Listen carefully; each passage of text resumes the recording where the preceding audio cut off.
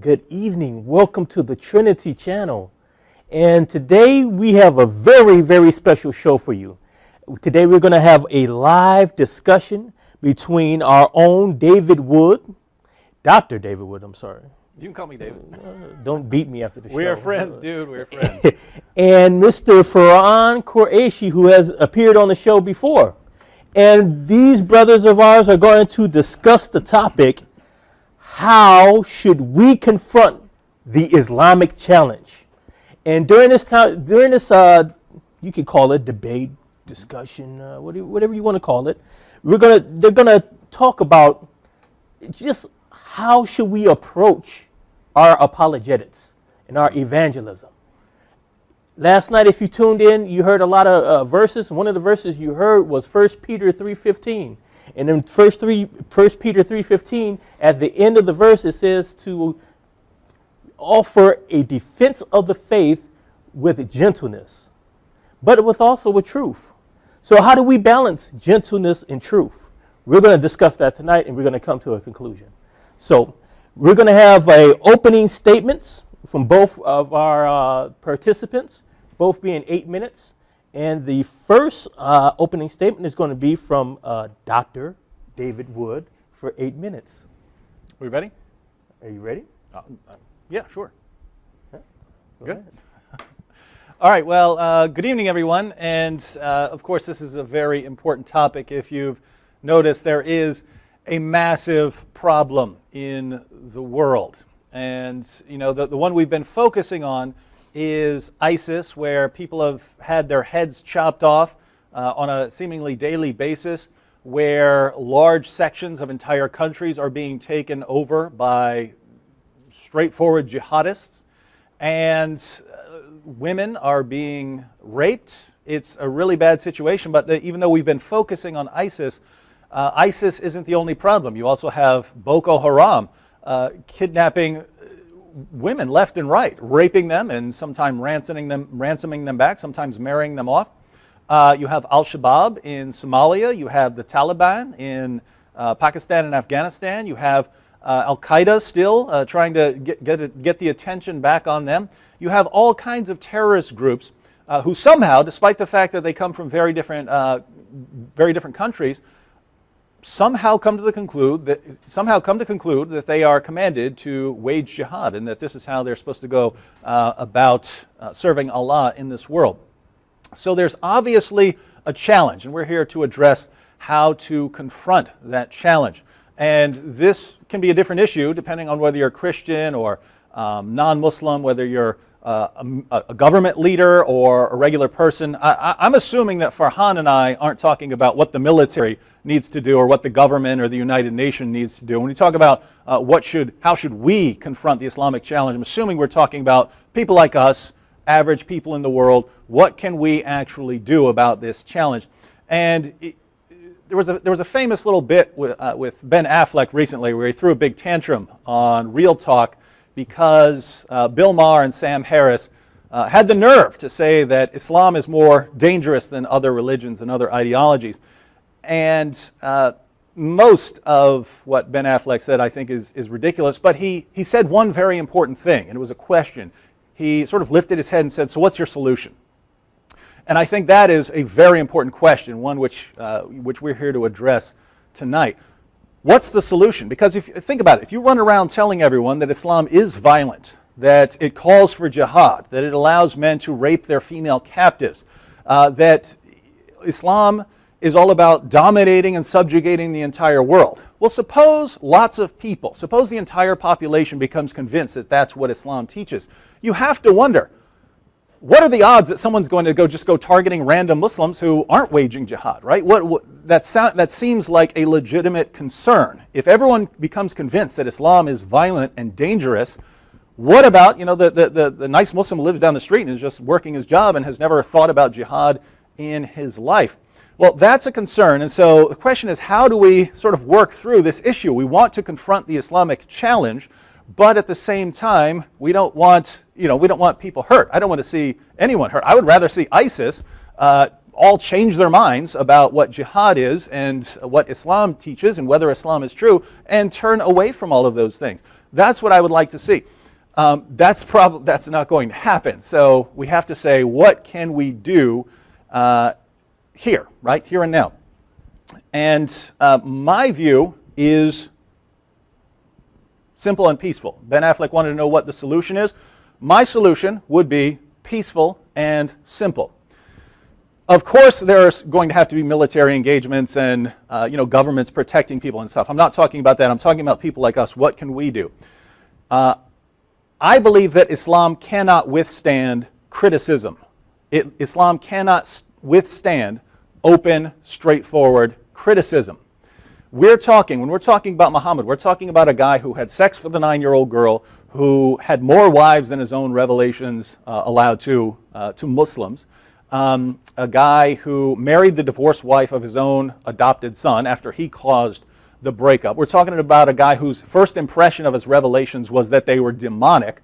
We're talking about a guy who became suicidal after receiving his revelations, tried to hurl himself off a cliff, a guy who delivered revelations to his followers, then came back and said the devil tricked him into delivering those revelations. We're talking about a guy who started acting weird for about a year and a half, came back and said it was because someone had cast a magic spell on him. This is probably the least reliable person in all of history that you could choose as a prophet, and yet your average Muslim doesn't know anything about any of this.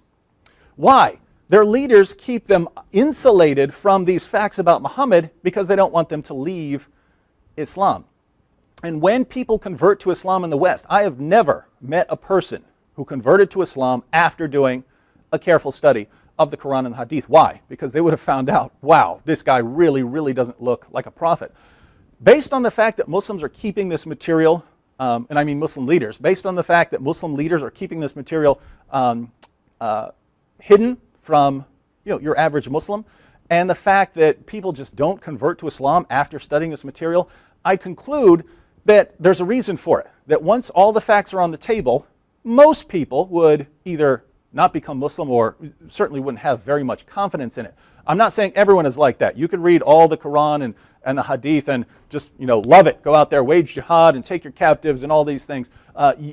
You could do that, but the point is, I don't think most people would. I don't think once all of the facts about Muhammad are on the table, I don't think that most people are going to take it seriously.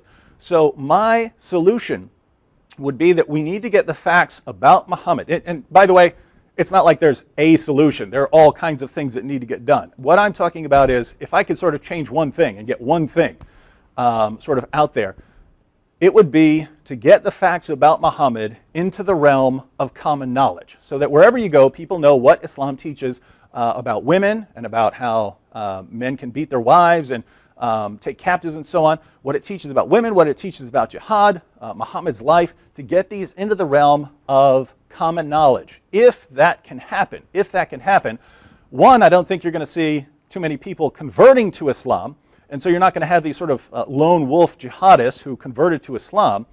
And I think you'll have more people leaving Islam, and even the people who still are Muslims, I don't think that many of them are going to have the confidence, if they really know a lot of the facts about Muhammad, to run out and wage jihad. Why do I say that? Because when I look at the jihadist pages, I see some of the silliest nonsense about Muhammad ever. And it's very silly if you've read the history of Muhammad, some of the things they're saying.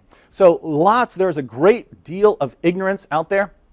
If we can break through that ignorance and get the facts on the table, I think everyone's better off. I think non-Muslims are better off. 40 seconds. I think non-Muslims are better off. I also think peaceful Muslims in the West are better off. If we are allowed to openly discuss and even criticize Islam, which we can't do now, you'd be called a racist and a bigot and a hate monger and everything.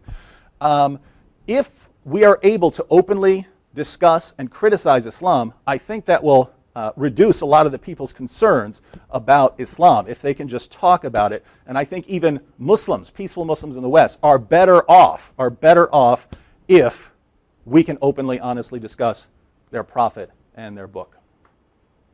Thank you very much for that opening statement. And 8 minutes of opening statement Thank you for very much the for position of using a more direct approach in apologetics. Now for a opening statement from Farhan Qureshi, who is coming with the opposite opinion. Is he? Taking the opposite. I think Farhan might agree with me on a lot of what I just said. Let's see. It might happen. It just might happen. But we'll let Farhan tell us that. So, Farhan, you have 8 minutes to give us your position, starting now. Okay, sure. Now, I mean, in terms of whether I agree with David or not, I do agree with David. I think that the tactics that we might employ are a bit different, and perhaps that I'm a little bit more sensitive towards people in general in terms of how they would emotionally respond to some of that open criticism to Islam, and I'll get into that a little bit. But what I do want to cover first and foremost is to say that nobody can have a monopoly on any religion, and if there are 1.4 billion individuals who profess Islam, then inevitably there are going to be 1.4 subjective perceptions on what Islam is. And the argument over who is right or wrong could go on forever. And even when exegesis or original interpretation is attempted, sectarianism surfaces its face and challenges any claims being made. And so when we deal with such a large population of people, we should realize that in the midst of this population, naturally there's going to be human personalities who incline toward a range of thoughts, beliefs, and behaviors. There's going to be professed Muslims who are delusional, stubborn, rigid, hostile, emotional, irrational, violent, ignorant, and uneducated, just as much as there will be benevolent, spiritual, rational, intelligent, peaceful, and educated Muslims out there as well. Both sides of the spectrum exist, and every possibility in between does as well. Each side of the spectrum focuses on passages, verses, and narrations that further their personal approach. The rigid conservatives will further their attitudes by quoting passages that justify their means, and the passive liberals will quote passages that justify their means. The same can be said of any religion. It's simply a matter of specific personality types having the means that they are looking for to express themselves. And so that's the first point that I wanted to cover, is that when we're dealing with such a big population, there's going to be all sorts of people that we're dealing with, and their biochemical makeup, their personalities, their conditioning is going to influence how they perceive Islam and what types of verses they're influenced by. And so when we look at Islam, we want to look at it from different angles. We want to look at the whole picture, but we want to look at it from different angles. So first we can ask questions from a theological perspective, we can ask questions from a psychological, sociological, and cultural perspective, and also we can go and look at it from a political and diplomatic perspective as well. And I know that you don't want to get into the politics of it, and that's fine. But first and foremost, I guess my question to you was, I'm gonna posit some questions that from a theological perspective, we talked about gentleness in the beginning. We talked about love your enemy. We talk, there's other verses like that, turn the other cheek and stuff like that. And so when we look at those verses within the context of those passages, how can we confront, hostile Muslims? Is it truly gentle and polite and inviting to pretty much tell Muslims that their prophet's a pedophile, he married all these women, the entire list of what you said, you want all the facts about Muhammad out there. But in terms of tactics, is that a reasonable and is it a feasible approach, in the spirit of turning the other cheek and loving your enemy and so on and so forth?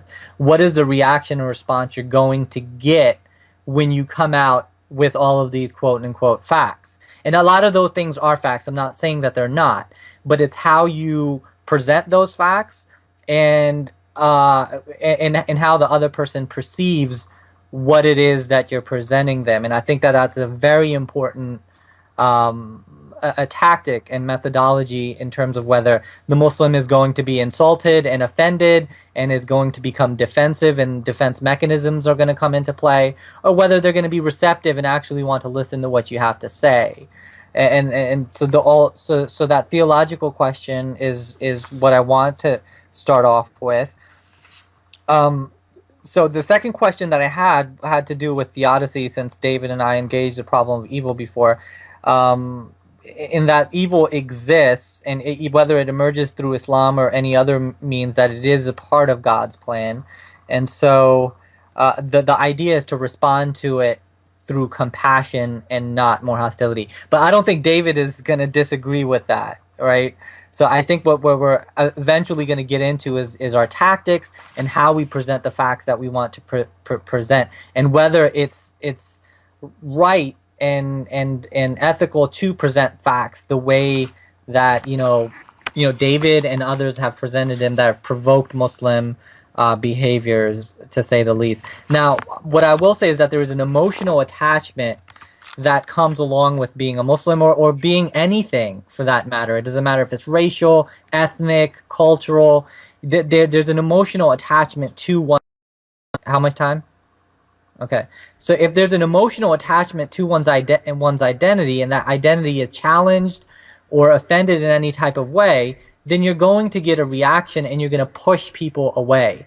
And so my question is, do you want to push them away, or do you want to soften their hearts first and then get into some of those facts that you want to get into? And how are you going to present? Are you going to call Muhammad a pedophile, or are you going to say, look, is this how you want modern day society to deal with marrying off children and whatnot? And see, the way that I presented it, a Muslim might be willing to hear me out, but the way David presented it in his opening statement, in my opinion, that's going to push people away, and that's what I definitely want to enforce. But not only that, when you think about the peaceful Muslims who are willing to listen, do you want to push them away, or do you want them to listen?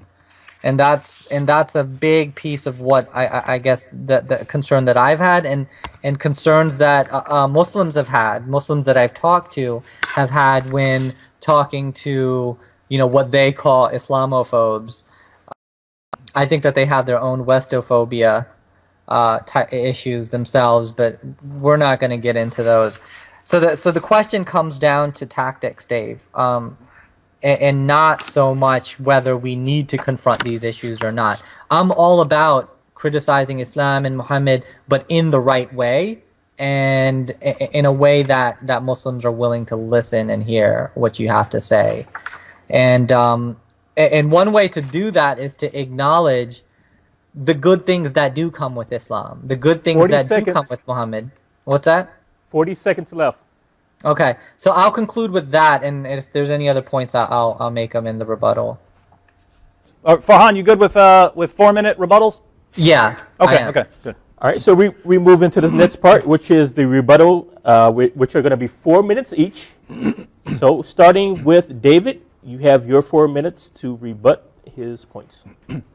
All right, now Farhan's first point was that there are subjective interpretations, subjective perspectives on Islam, because human beings aren't the sort of things that just get a command and then that they're just set in that way. In other words, you don't end up with if 1.4 or 1.6 billion Muslims say they follow Islam, you're not going to end up with 1.4 or 1.6 billion people believing and doing the exact same things. Why? Because there are a lot more influences on us than just the religion we believe in. With that said, which I agree with that said, think about it. Christianity has many different individuals, different backgrounds, different genetic makeups. So does Hinduism and so on. And yet it's one particular ideology that continually ends up promoting terrorism and suicide bombings and beheadings and honor killings and all of these things.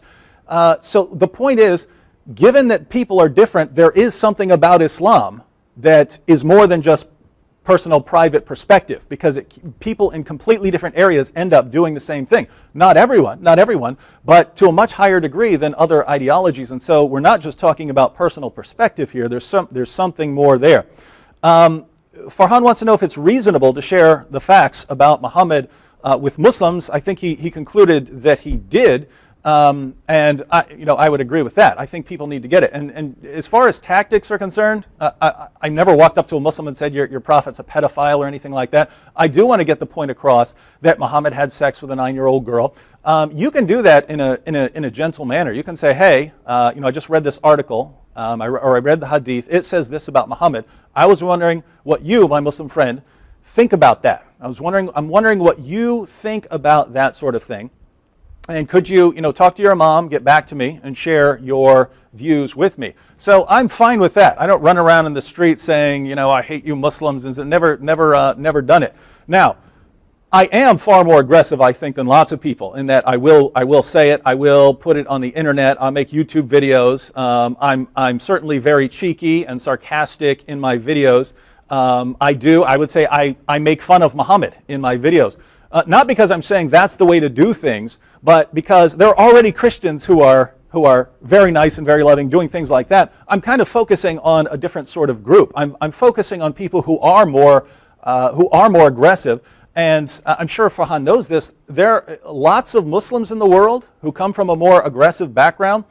They only listen to you if you're more forceful. They don't respect it if you're just laid back and gentle. They regard it as weakness. I found this out in my early interactions with Nabil. We would watch a debate. I would think it was completely one-sided massacre, and Nabil would say the Muslim won, and I would be saying, how can you say the Muslim won when he started yelling and screaming because he didn't have any arguments? And Nabil's perspective was, he was yelling and screaming because he was passionate, because he knows the truth is on his side. So in the West, we look at something like that and say, this guy's yelling because he knows he's losing. Whereas certain people will look at that and say he's yelling because he's passionate that he has the truth. And so there are different perspectives, but I just want to say, Farhan, from personal experience, I hear from former Muslims regularly who said, look, man, I was really ticked off when I started watching your videos, but I just wanted to watch them so I could refute them, and then they end up becoming, either leaving Islam, becoming Christian, or leaving Islam and becoming agnostic. But I hear from that regularly. So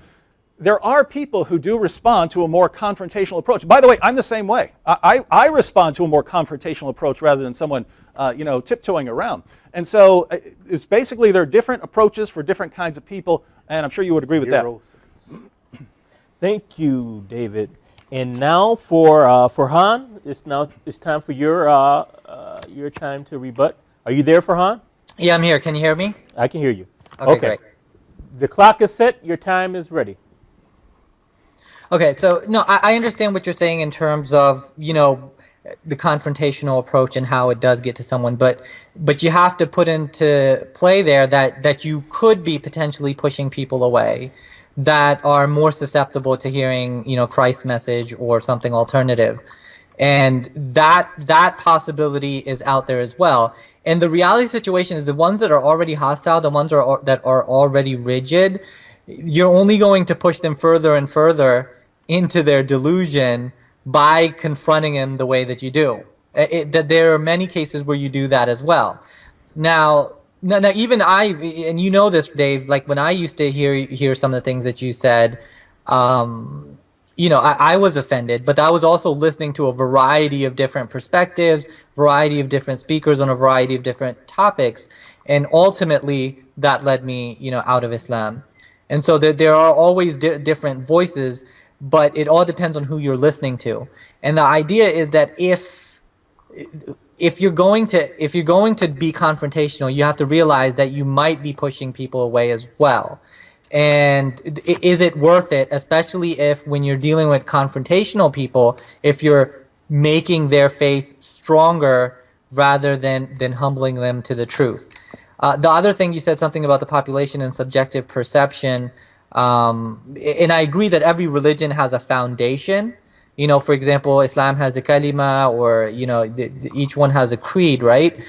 But from that basic perspective, even from the foundation, I would say that each individual has a subjective perception of that foundation. So for example, UNCL, while you have a foundation that Christ is your Lord and Savior, how you each individually perceive that and how you interpret it in terms of what's going on in reality, in terms of what's going on in life, is different. No matter what symbols or languages or words you use that are similar, each of you has a unique perception on what that means to you specifically. And so there is a subjective aspect to religion and how people interpret it. And like I said, passive liberals are going to pursue verses to justify their means, and rigid conservatives are going to pursue passages and verses that justify their means. And so that's just the nature of what we're talking about. Now, I don't find too much disagreement about, putting the facts out there. In the gentle way that you put your facts out there about Muhammad's controversial marriage to Aisha, the way you did it there was perfect. It seemed like it was a genuine way to inquire about a controversial issue without provoking them to either react or feel insulted, and now you've pushed them away. I guess my question to you, Dave, is do you feel that you are pushing people away? And in terms of those who are confrontational, do you think that you're just making them more confrontational and more hostile? Do you think that that's a possibility? And in the end, is it worth it? And then when you translate that onto a bigger scale, you get terrorism because people are being provoked. And that's dangerous. For example, the Quran burner in Florida, he literally caused people to go nuts. And that's what we have to be very careful with our tactics, and especially when we're looking at biblical suggestions on how we should deal with it. I think that, as Christians, you guys should follow whatever those suggestions are. And if you have any verses that would imply that, confront hostility with hostility, then I would like to hear those verses as well.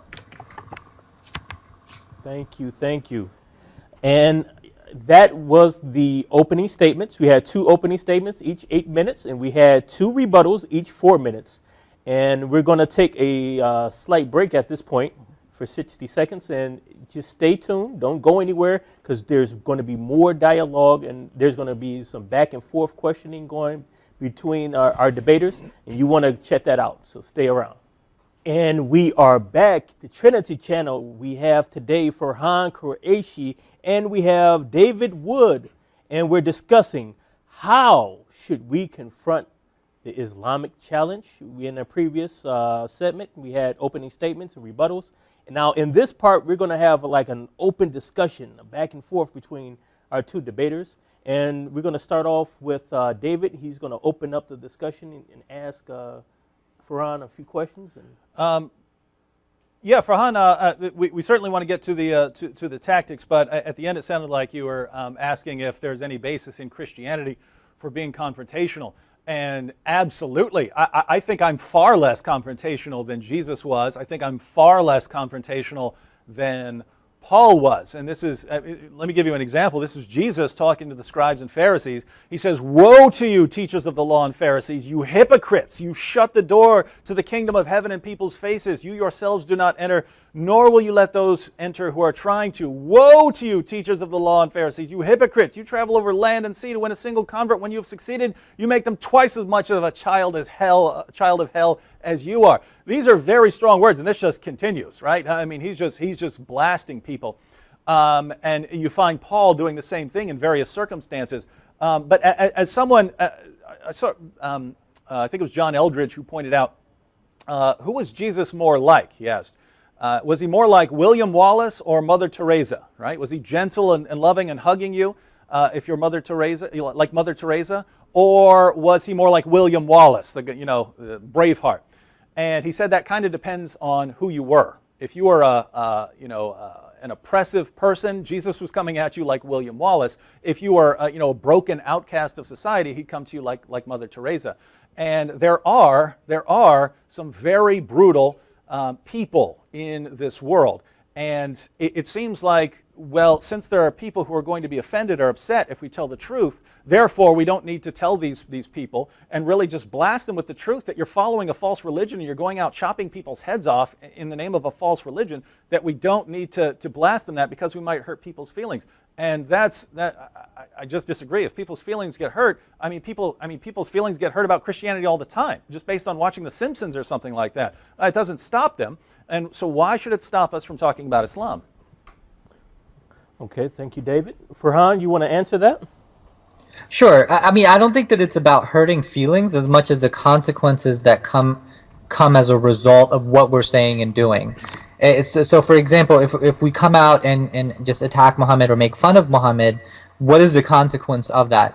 So I'm not against telling the truth at all. I'm not against being assertive. I'm not against, talking about relevant yet controversial issues.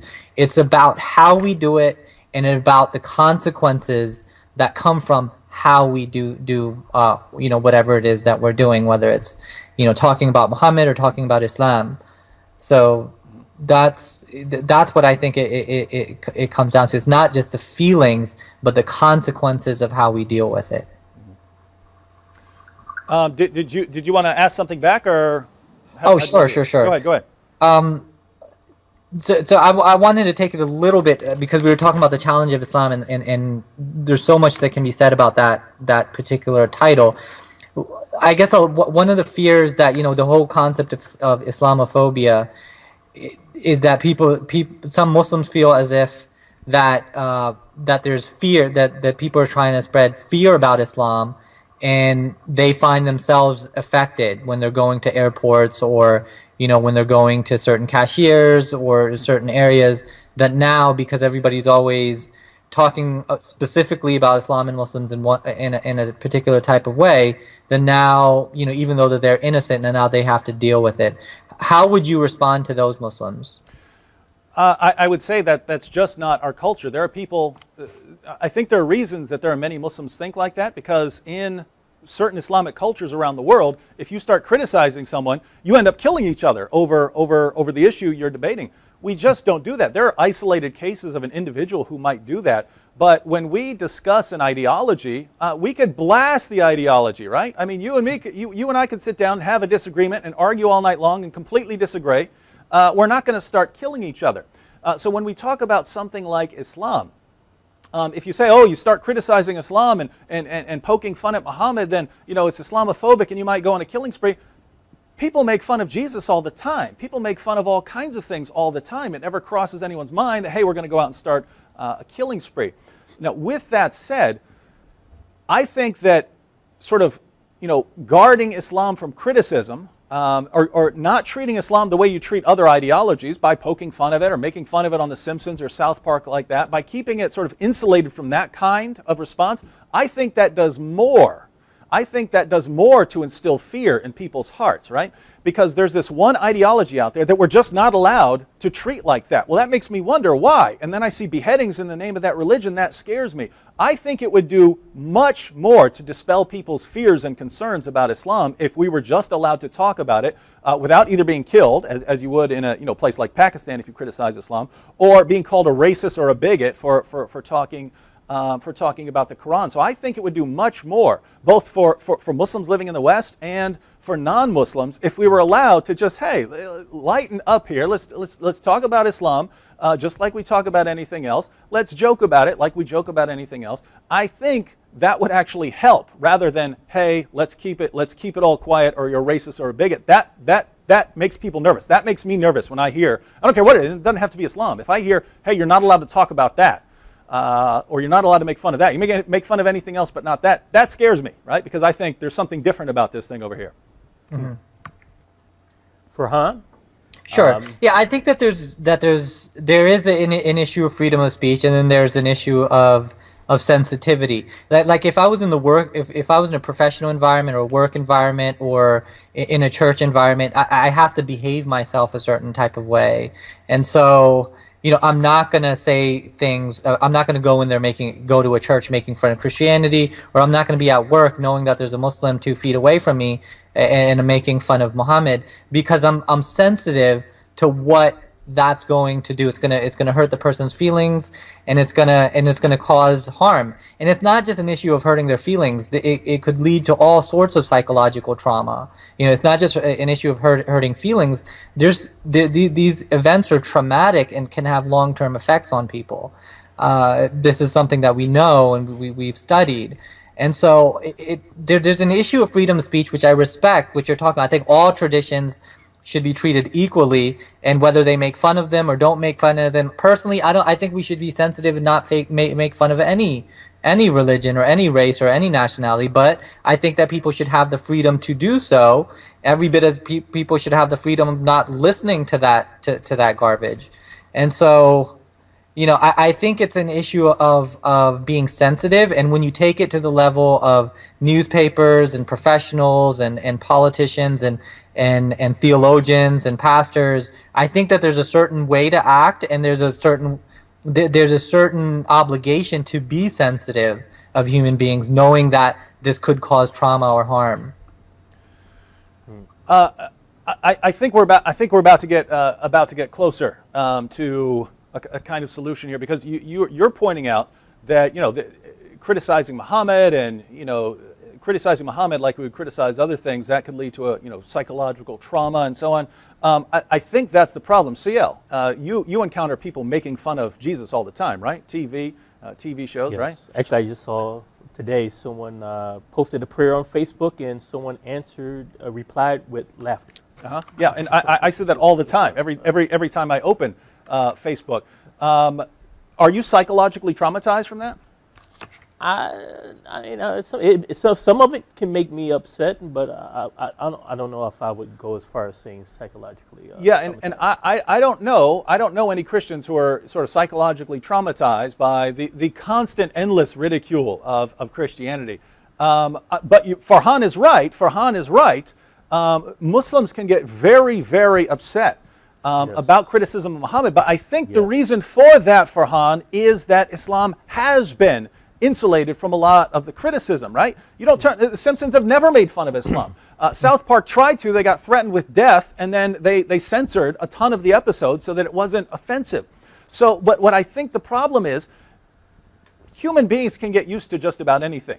If Islam were treated the way other things are treated, now in a world like you're saying, well, we just shouldn't make fun of anything, that's fine. But we actually live in a world where people make fun of anything they disagree with, and that can be bad in one way. I think it's great in another way, in that we don't start killing and slaughtering people that we disagree with. We start making fun of them, and the reason that's good is, historically, lots of people down through history and lots of people in various places in the world today, if you have a disagreement, you start killing and slaughtering each other. Here in the West, if we have a disagreement, we start making fun of each other and poking fun at each other. And so again, that's bad, because you're talking about things that are important to people. You're talking about Jesus. You're talking about the Bible. You're talking about things that people hold very dear. But hey, you're not killing people over it, and in that I rejoice.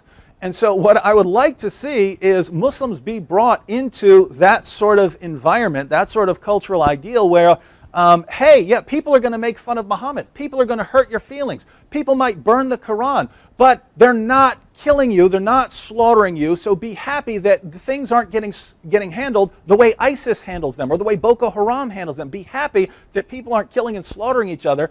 And that can only happen if we sort of break through a lot of the past and get to the point where Muslims are used to the fact that, hey, over here you won't get killed for it, but people can ridicule it, and the only way to do that is to kind of do it. And so, yes, it's rough. You and I, by the way, I like sitting on my bed and reading all day. I'm criticizing Islam because I think it has to be done, not for my benefit, but for the benefit of the world and even for the benefit of Muslims. I think Muslims themselves are much better off if they get it through their heads that they don't have to be psychologically traumatized because some guy over here makes fun of Muhammad, or some guy down in Florida burns the Quran. You don't have to freak out about it. But it kind of won't happen unless they get through that situation. Everyone else has had to do that, right? Every other group has had to get through that. Hey, everyone's making fun of me, and it's okay. I'm not getting killed.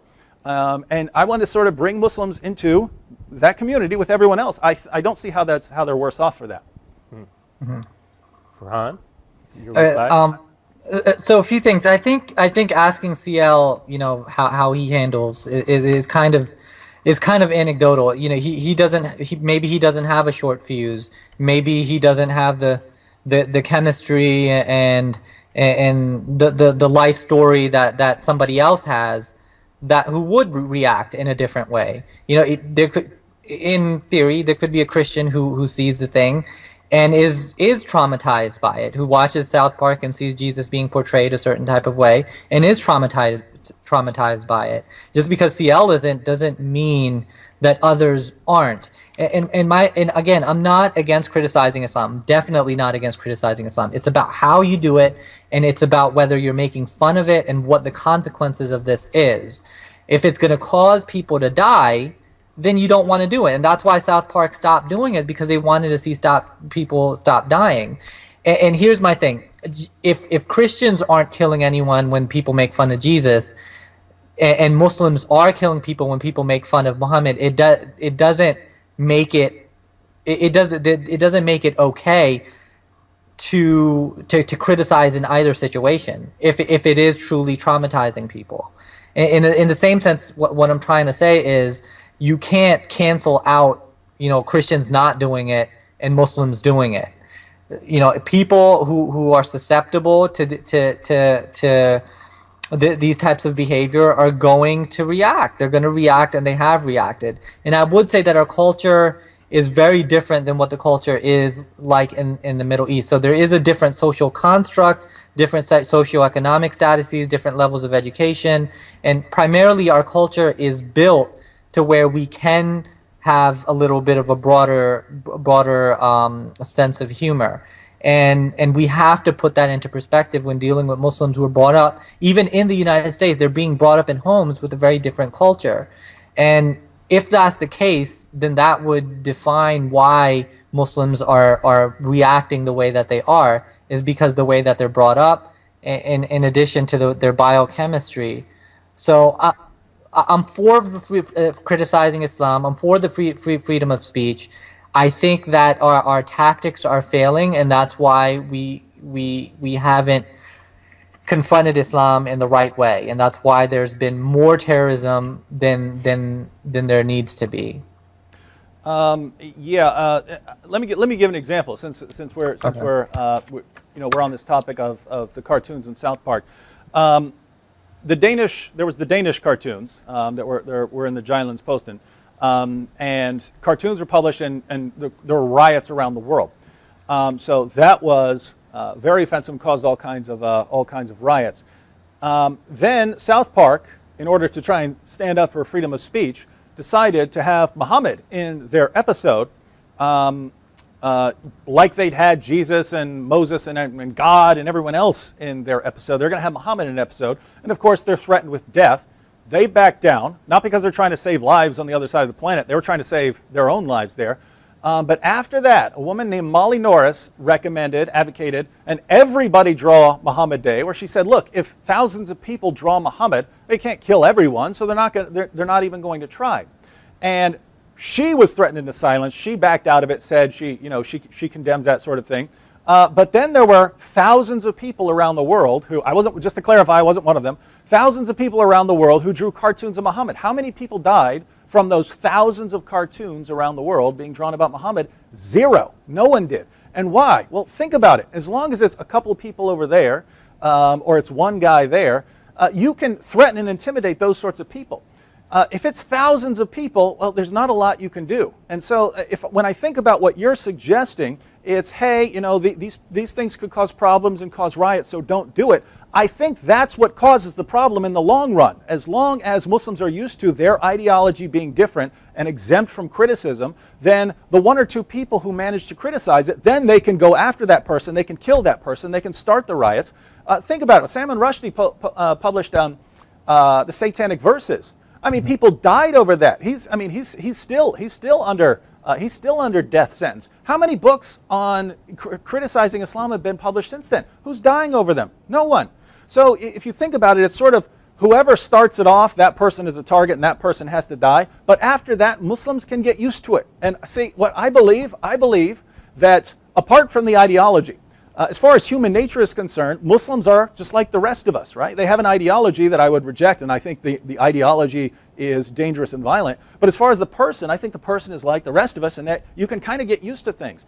And so this idea that we have to keep them insulated, and we have to tiptoe around them because we might hurt their feelings or psychologically traumatize them, I think it's the exact opposite. That if we sort of break through this wall, and there are people, making cartoons about Muhammad and doing this or that to the Quran and making YouTube videos, criticizing Muhammad or something like that, I think that very quickly that most Muslims can kind of get over the idea that Islam is exempt from criticism, and then I don't think you end up with psychologically traumatized people and people flipping out. Again, thousands of cartoons, no one dies. Why? People had got used to it very, very quickly. I think Muslims in general, just like everyone else, can get used to having their religion criticized. If we don't do that, we're sort of keeping the status quo where if one person stands up and does it, or this person stands up and does it, that person can get killed.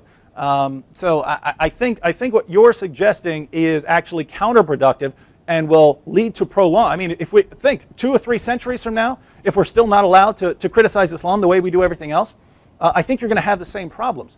If we actually deal with the problem now, get it through everyone's mind that hey, we can put Muhammad on TV anytime we want. We can put him on YouTube anytime we want. If you don't like it, don't watch it. If we get that through, if we get that idea through, then you don't have these problems 10 years from now, let alone 2 or 3 centuries from now.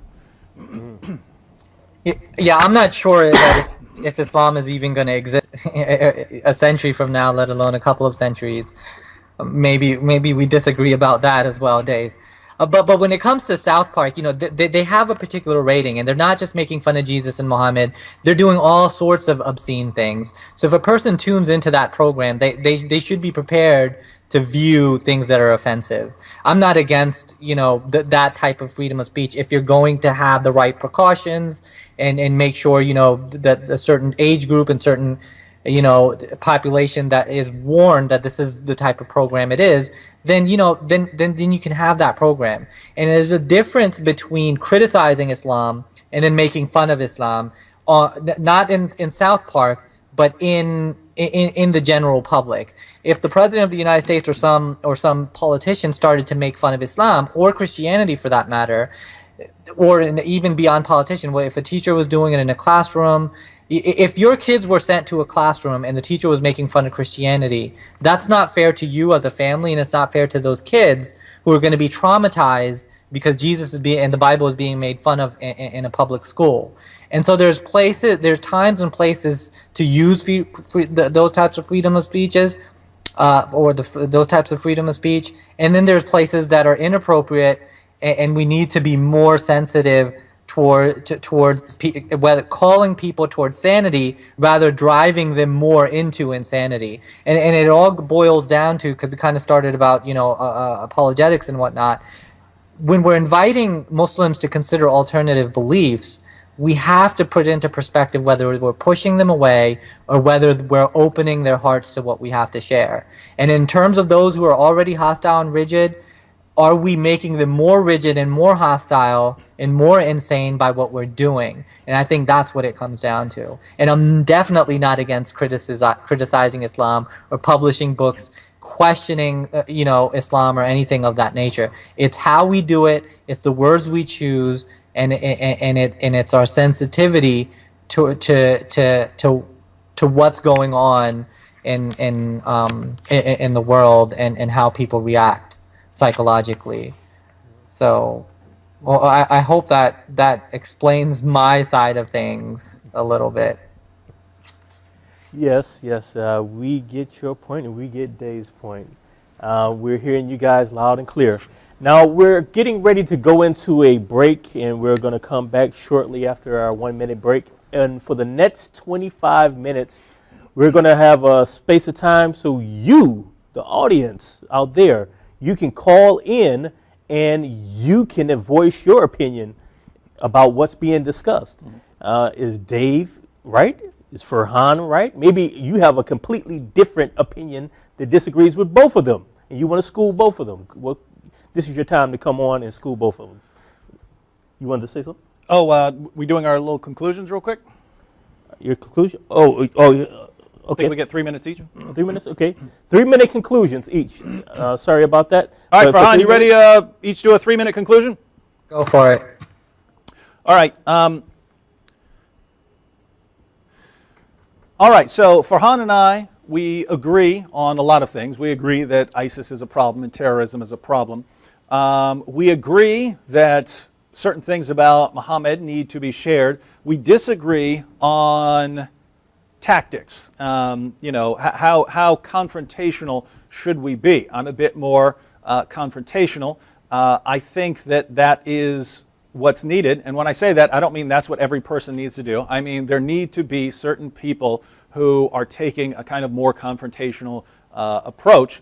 I mean, think about the situation we're in. Again, people are having their heads chopped off. If you look at the situation, it's not getting better, it's getting worse. We have lone wolf attacks here in the United States and Canada and Great Britain, and it looks like things are getting worse. Well, how are we going to do? What are we going to do about that? If you look, these people are, they're converting to Islam based on silly arguments. If the facts about Muhammad were common knowledge, if these facts were common knowledge, I don't think a lot of these people would be converting to Islam if they really had a clue. And I'm basing that on the fact that everything they tell me about Muhammad is just wrong. It's wrong according to the Muslim sources. So I conclude if they actually knew the truth, the reality of Muhammad, I would say at least some of them certainly wouldn't have converted to Islam and wouldn't have lost their lives. So, I'm sure Farhan would agree that some of the facts about Muhammad need to become, be put into the public domain here. So it comes down to tactics. And, again, people think, hey, you're criticizing Islam, you're making fun of Muhammad, you're criticizing the Quran, you must hate Muslims. I'm thinking big picture. I'm thinking 5 years down the road, 10 years down the road. And when I look and I see that there are Muslims in the world who still get violent and will start killing people over cartoons or a YouTube video, I say here are people who need to get used to having their religion criticized. Are people going to have their feelings hurt? Are people going to get upset? Could people become angry over this? Sure, but if you're talking about the big picture, it seems like a wall that we need to get through. And again, I don't just think this is good for me or for Westerners. I think this is good for Muslims too. If we sort of win the free speech battle, which I would say needs to be won at all costs, if we get through that to where Islam is just as fair game as Christianity, so if a person doesn't want to criticize Christianity or Islam, that's fine. But if a person wants to criticize Islam or Christianity, he has that option without being killed.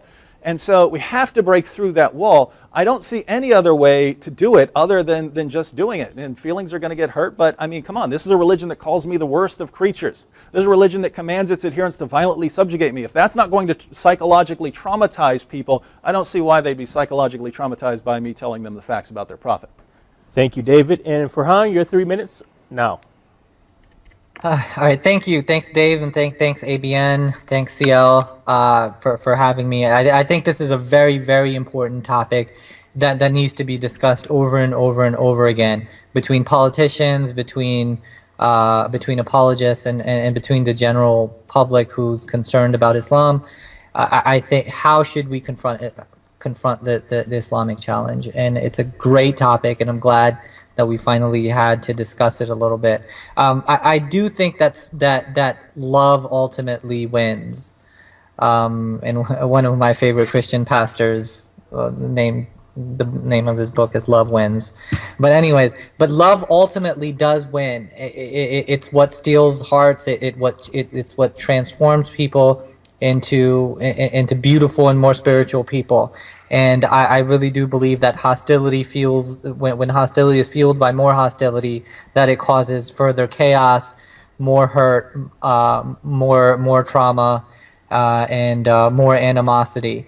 And that's just generally speaking, from a psychological perspective, that's what happens. Whether we're talking about Islam or whether we're talking about any other topic, negativity fuels negativity, and love is what heals people. And so in terms of apologetics, no matter how rigid or hostile the opposition is, I really do believe that you should love your enemy and that you should turn the other cheek. And, eventually, even if their lives are lost and they're killing people and they're persecuting people, eventually love will win. And if their hearts won't be transformed, then, God willing, their children's hearts will. So that's the stance that I take. I respect Dave if he wants to, continue insulting and making fun of Muhammad. David is a brother of mine. I disagree with his tactics if he does that, and I think that there are better ways to engage Muslims. No. Okay, thank you very much. And don't forget, we have 25 minutes where we're going to have the phone lines open after we come back from this break, and we'll be back in a moment. We're opening the phone lines up for the next 25 minutes to get some input from our audience. And we have 3 callers at the moment. And when our first caller tonight is Richard. And can we get Richard on the line? Hello, am I audible? Yes, I can hear you. All right, hello. My name is Richard Bush. I'm delighted to be on with you, and I'll be as fast as possible because I know that there are people on behind me. If we're considering bringing facts into the public arena, I wonder which facts would be most effective in the public arena. Perhaps we should consider bringing into the arena the historical facts about Jesus. I mean, for us to just expose embarrassing facts about Muhammad will have the effect that's sort of like when John died on the cross and said that Jesus' body was eaten by dogs. We just give this knee-jerk reaction, this emotionally charged reaction, rather than wanting to consider what he's saying because it's so offensive to us. So rather than just attacking Muhammad, it might be better to put out in the public arena facts about Jesus. And this will have a twofold effect. One, teaching people about Jesus that he claimed to be God. He called men to worship him, even in the earliest gospel, the Gospel of Mark. And secondly, it would expose the Islamic claim that Jesus did not claim to be God. So in this way, people would be equally as skeptical about Islam as they would about if we put out the facts about Muhammad's life on the table. Yet Muslims might not be as defensive or angry as if we embarrass their beloved prophet. And at the same time, talking about Jesus would be a bridge to preaching the gospel. So do you think that centralizing our emphasis rather on Christ's claims about himself, his crucifixion, and his resurrection would be a more effective strategy?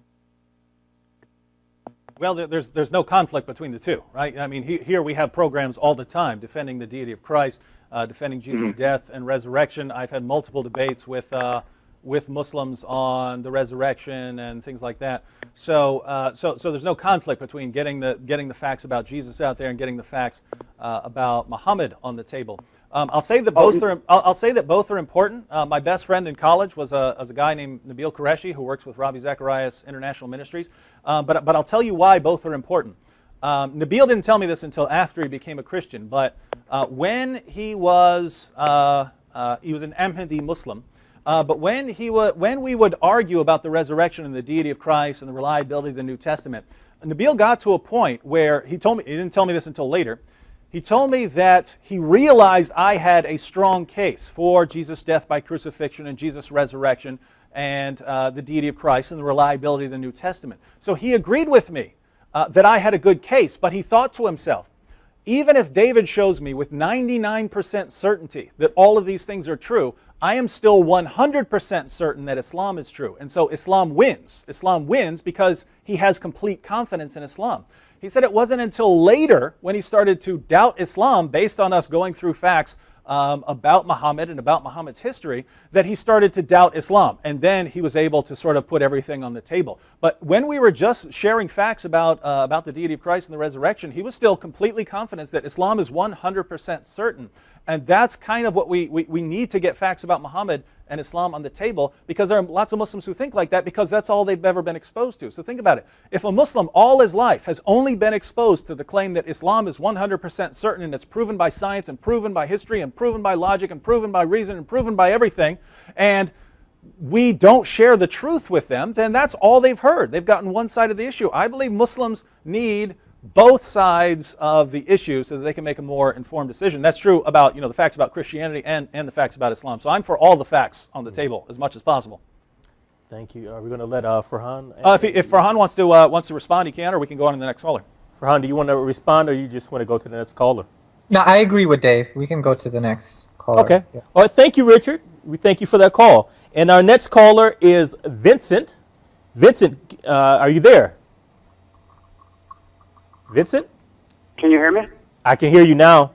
What is your I'm question for our debaters tonight? Well, I have a question but a short comment.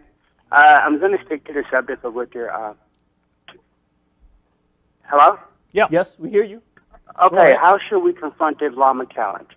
And the short answer is, at least in my personal opinion, is simply get off your land. And I'll use this analogy. If I broke into David's house and I subjugated him, his wife, his children, didn't leave, wouldn't let them leave. But every day I saw him, I teased and put down his belief. Oh, your God was a rapist. He ain't real. He ain't this. I think what it does is ask insult to injury. I think the short answer is, if you want to confront the Islamic challenge, get off your land. Because if someone invaded here, if someone invaded the Christian land, you would do whatever you had to do, not to save your God, but to save your family, to save the people you love. And these people, these humans, like we all are no different than anybody else. No one knows the path of God. We all guess it. And you give merit to your guess by your actions, not by your words. I appreciate the call, and I hope you have a wonderful day. Yeah, I'll let Farhan add to this. I'll just say one quick thing. President Obama took office, and he said, we are getting off their land, right? We're getting out of Iraq. And his military advisors say if you do that, there are some radical dudes who are ready to take over. And nope, we are getting off their land because us being there is the problem. Let's get off the land. They got off the land, and now the situation is ISIS. So if you're just saying, hey, pull out completely, by the way, I'm not for the war and so on, but I'm for practical consequences. Think, what is preventing ISIS from just annihilating everyone? They're growing. They have 1,000 new foreign soldiers coming in every month from around the world. The idea, hey, just get out of there and they'll all be happy. No, they'll all be beheaded by ISIS. And so as much as you don't like the United States and what they've done, and again, I think the United States has done all kinds of stupid things. I think that's kind of the ruling policy is let's do some of the dumbest things we can possibly do. But just this blanket, hey, let's stay out of it, you're going to end up with a lot of suffering people over there because the people who are vying for power right now are a lot worse than anything the United States is going to do. In other words, we're at a point in history where I don't care if it comes from the United States or from from the countries over there. Someone needs to defend people against ISIS. So the idea, just get out of there and everything will be okay. No, get out of there and everything is going to be subjugated by the Islamic State. Okay. Farhan, do you have something to say about that? I think I agree with David on that one as well. I wish it was as simple as just get the military, or get the troops, or get America out of their lands. I mean, it sounds simple, but it's an idealistic, but it's not. It's not realistic at all. And history has shown that at this point it's not realistic. ISIS is the obvious. Everything David basically said. Okay. Yeah. Thank you very much. Thank you very much, Vincent. We thank you for calling and expressing yourself. And we have a third caller. I believe it's Shakir. Are you there? Shakir? Okay. So first, congratulations for the new channel. And then for Dr. David, okay. So for Dr. David, and actually I appreciate your effort and your opinion about Islam, which cannot withstand criticism. Actually, I think that you are following what's happening in the Middle East these days and about the apologetics to the extent that in Egypt especially there are someone like apologetic called Islam al-Bahiri. He is now starting to say what is written inside this al-Bukhari and saying that it cannot be accepted, and also like Ibrahim Isa is saying the same. And also there is another one called Hamad Abdul Samad. He says that the Ayat al-Salm in Quran should abrogate Ayat al-Harb. This is contrary to what is happening these days. They say that this ayah of which is in Surah al-Qital, they say that it abrogated all the peace verse from the Quran. He is saying that we should we should not make the reverse. They want to abrogate the verses of struggle, So first, the question now: is Islam liable to reformation or not? The question is Islam liable to information or not?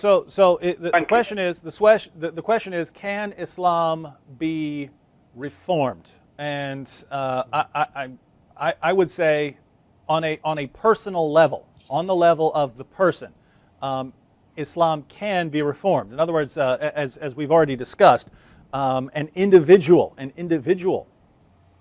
can interpret the Quran. I could pick up the Quran and think it means anything that I want it to mean. So on a personal, individual level, Islam can be reformed, and that's why you have plenty of nice, peaceful Muslims that would be some of the nicest people you've ever met. But at the same time, there is a core there, and there's a reason that a lot of the the terrorist attacks and things like that seem to be coming out of one particular ideology. And so, I mean, at the end of the day, the Quran claims over and over again to be perfectly clear in its commands, right? The Quran says over and over again, these are the verses of the clear book. These are the verses that are explained in detail. These are the books that are expounded in detail. It says things like this over and over again. The commands of the Quran are supposedly clear. And then you have Allah over and over again demanding complete submission and obedience. So 465 says that Muslims can have no faith until they make Muhammad judge in all decisions and find in themselves no resistance to his commands. And so if you look at that and say, well, Allah says it's clear. Allah says I can have no real faith. I'm not a real Muslim unless I make Muhammad the judge, and I have no resistance against Muhammad's decisions. Then when you open Muhammad's decisions and find something about, killing apostates or something like that, that's Islam, right? That's Islam. So a person can interpret Islam however he wants. Islam is what it is. The nice Muslim who lives down the street, or the Muslim who reinterprets it, is not, has never been, and never will be an authoritative source of Islamic doctrine or practice. Islam is what it is. And so there are always going to be the problems because, as Farhan points out, that there are different people, different kinds of people who do things differently. There are always going to be the kinds of people who say, look, if this is my religion, I'm going to do whatever it says. Let me open it up. I don't care what anyone else says. I'm just going to do whatever this commands me. And they're going to open it up and read, fight those who do not believe in Allah. Or they're going to open it up and read, if anyone leaves this Islamic religion, chop off his head. So that's what that's the problem, is that you have different kinds of people. Yeah, lots of people will interpret things peacefully, but there are the sorts of people, I'm one of them, CL is one of them, who say, if I'm going to follow something, that's what I'm going to follow, and I'm going to do what it says. And those kinds of people, I think, will always open up the Quran, find it, and I think you're going to have jihad. So can it just be completely reformed as a religion? I don't think so. Again, on a personal basis, yeah. As far as Islam itself, it's already been defined. Farhan, do you have some input on that? Sure, I think Dave has a legit point with that. I think when you look at neuroscience, you have the two hemispheres of the brain, the right brain and the left brain. And generally speaking, we use the entire brain, but there is definitely certain people who incline towards a literalistic approach to life in general, not just scripture, but life in general. And so they view and perceive everything quite literally. And then there's others who see the more abstract, who see the gray rather than the black and white. And the chemistry influences their outlook and their perception on life. So David, being quite a literalist, interprets things quite literally, and so when he reads the Bible, he's thinking that, okay, this is literal.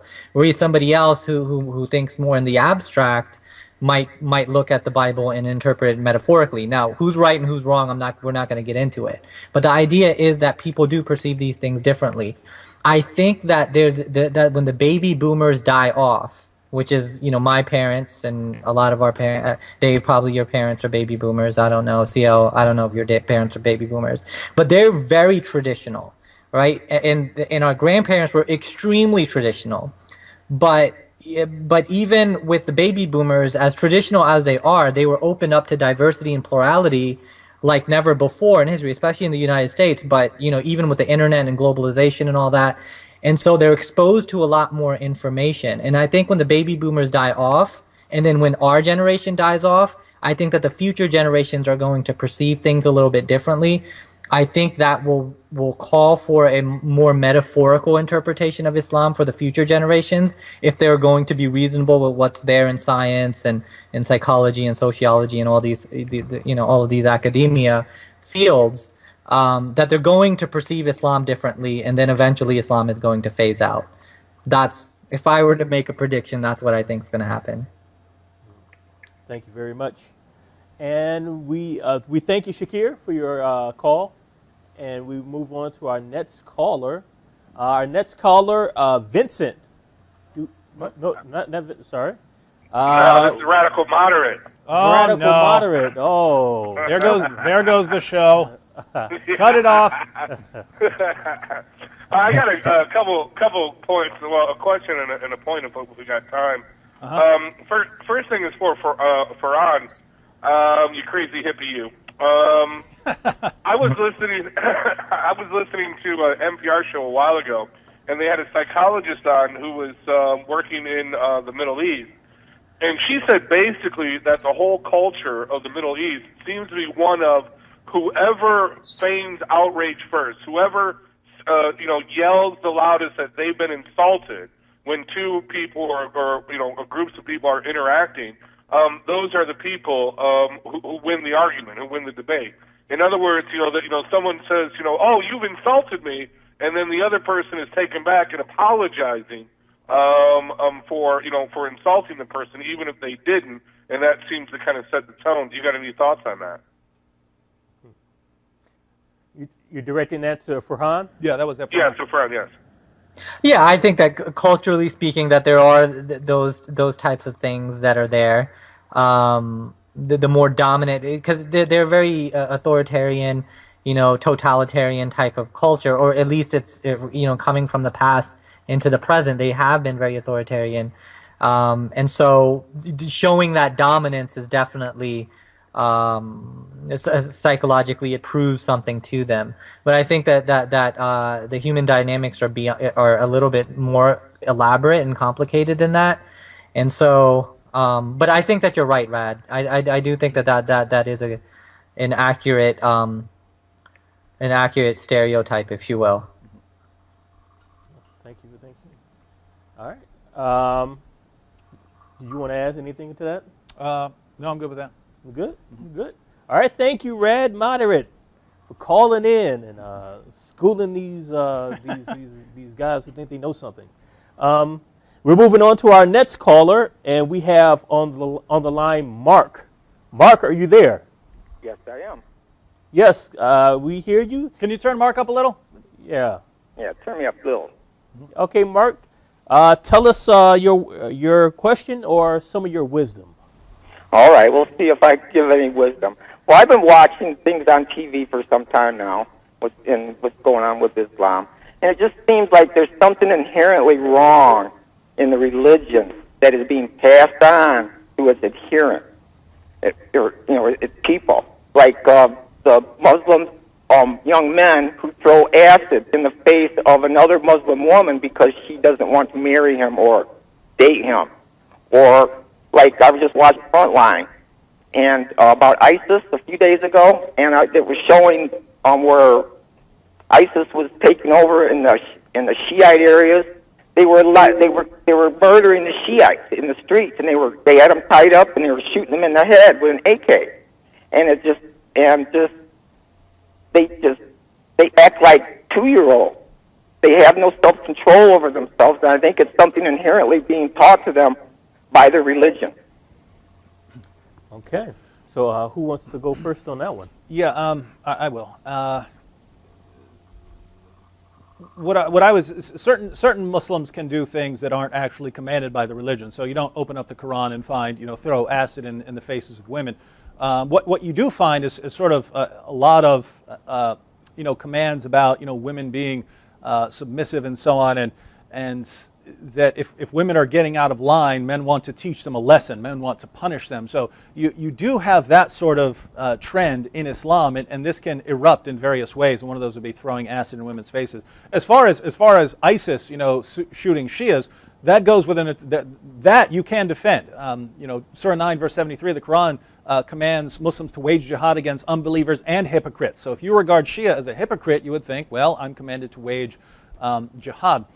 So yeah, we do have this problem, but one of the interesting things was, I didn't catch it until Farhan was giving his conclusion, but we have sort of different views of love, whereas Farhan has he's associating the love with niceness and kindness.